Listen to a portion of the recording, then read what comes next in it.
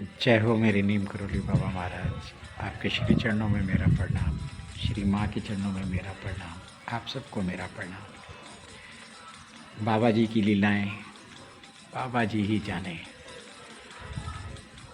बाबा जी ने बीमारियां हर ली।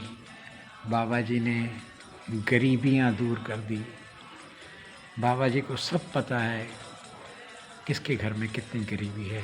बाबा जी को ये भी पता है आप कितने बीमार हो, चाहे आपको हार्ट अटैक हो, चाहे ब्लड प्रेशर हो, चाहे लात की टीबी हो, कुछ भी हो।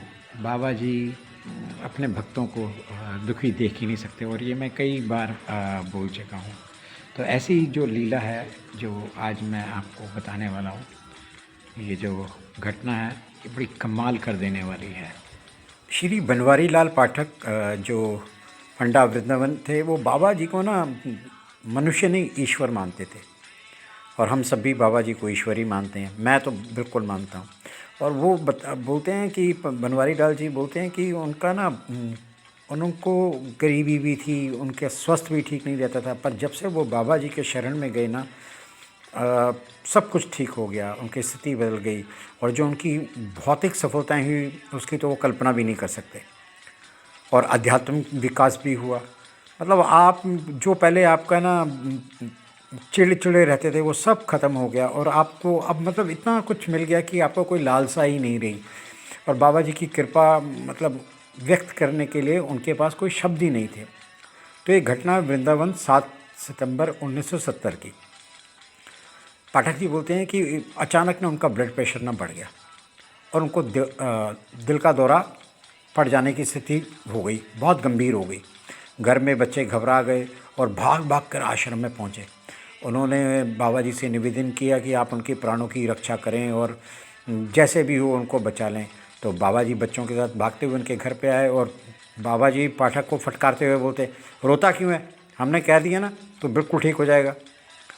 तो बाबा जी की कृपा, बाबा जी ने जो बोल दिया बोल दिया, बाबा जी की कृपा, आप बिल्कुल ठीक हो गए।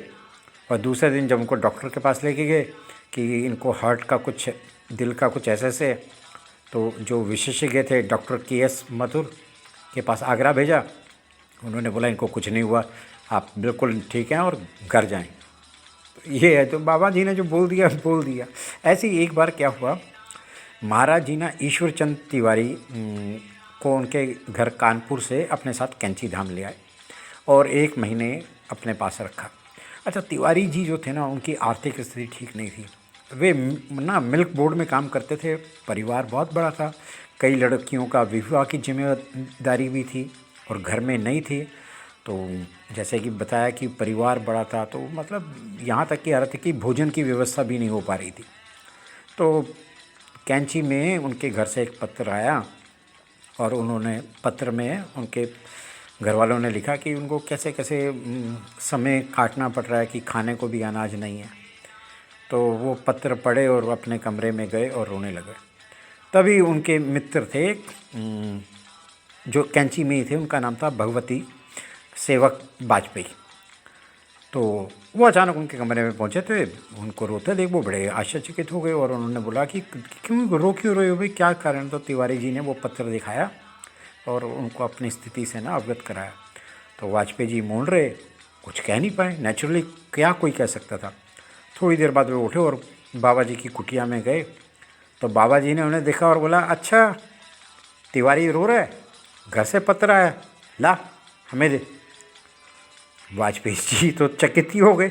वाजपेयी जी वापस गए और तिवारी जी के कमरे में बोले कि बाबा जी ने वो पत्र मांगा। तो तिवारी जी ने थोड़ा अपने आप को ठीक किया, पानी पुनी पिया, मुंह धोया और स्वयं ही बाबा के पास गए और बाबा जी को बोले कि मैं घर जाना चाहता हूँ।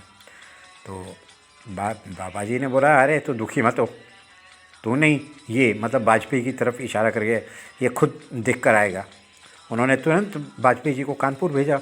तो दूसरे दिन पहुंचते ही गाड़ी से उतरते ही सीधा तिवारी जी उनके घर पहुंचे और उनके घर वालों को बोला, जी अपनी आवश्यकताएं बताएं, क्या क्या चाहिए आपको। तो घर के लोग चकित हो गए, कहते ही आप क्या कह रहे हो, क्या हो गया आपको, कल ही तो आप आए थे और इसी कार में सभी खाद्य सामग्री, राशन रूशन सब ले आए थे। और बल्कि आप लोगों ने, आपने तो हमें नगद खर्चे के लिए 60 रुपये भी दिए थे। वाजपेयी जी चकरा गए। वाजपेयी जी बोले ये क्या बात है, कुछ समझ नहीं आया ये कि सब क्या हुआ। मैं तो कैंची धाम था। और उसी दिन कैंची धाम लौटे और उन्होंने ये सूचना तिवारी जी को दी।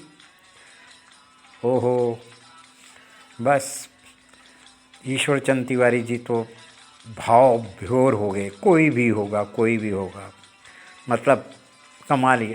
पर बाद में बाबा जी ने तिवारी जी को कानपुर में ना सस्ते दाम पे ना एक ज़मीन दिलवा दी।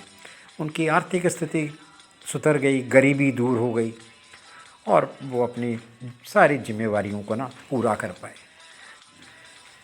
तो तभी मैं कहता हूँ बाबा जी की शरण में आएँ, कोई भी जाएँ, आपकी बीमारियां दूर होंगी, आपकी गरीबी दूर होगी, आपके परिवार की सारी परेशानियां दूर होंगी। सिर्फ बाबा जी की शरण में चले जाओ और इन चीज़ों से मुक्ति तो पाओ। बाबा जी के इस चैनल को आप लाइक कीजिए, सब्सक्राइब कीजिए और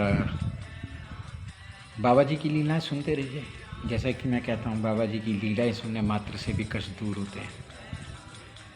तो बाबा जी के श्री चरणों में मेरा प्रणाम, श्री माँ के चरणों में मेरा प्रणाम, आप सबको मेरा प्रणाम।